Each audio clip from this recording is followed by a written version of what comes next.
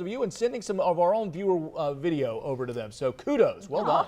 Well, thanks, Lou. I appreciate that little shout out, but I got to then turn it back to the weather watchers who were watching us on Good Morning Jacksonville yesterday and decided to send us that video. And I mean, lots of reports. The damage and the assessment from the Weather Service meteorologist yesterday took hours. I mean, they were out there really doing their due diligence, making sure they, did the folks well out in Beacon Lake. So I made some new friends yesterday too. So Beacon Lake, those neighbors out there are now my new BFFs. All right, Christine and Brittany, I got them in the text messages. All right, we're gonna make sure we personalize that weather forecast for them in the coming weeks. Hey, as we look at the something that I'm sure a lot of you don't really want to see. A hurricane behind me, okay? Don't worry, we're not worried about this at this point. 57 days though until the start of the Atlantic hurricane season, June 1st.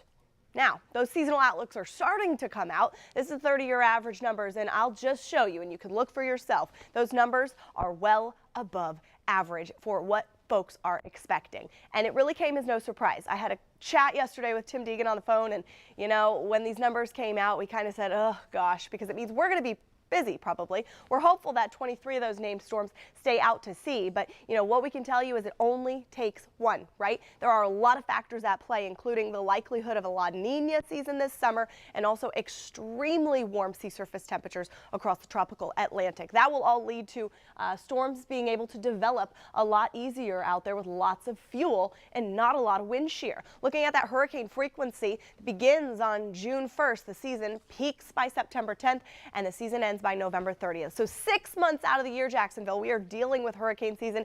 Make sure you are prepared before it starts. Let's just transition to something totally polar opposite. Some bubble blowing weather out there with those west breezes picking up a bit gusty into the afternoon. Very comfortable with those upper 60s, lower 70s. Guess what? If you're looking for some cooler mornings, we've got them in there for you again tomorrow morning, even a couple degrees cooler than today with a calmer wind. Sunday afternoon is the beginning of a warming trend and it lasts into next week. Looks like we don't see rain really in the next 6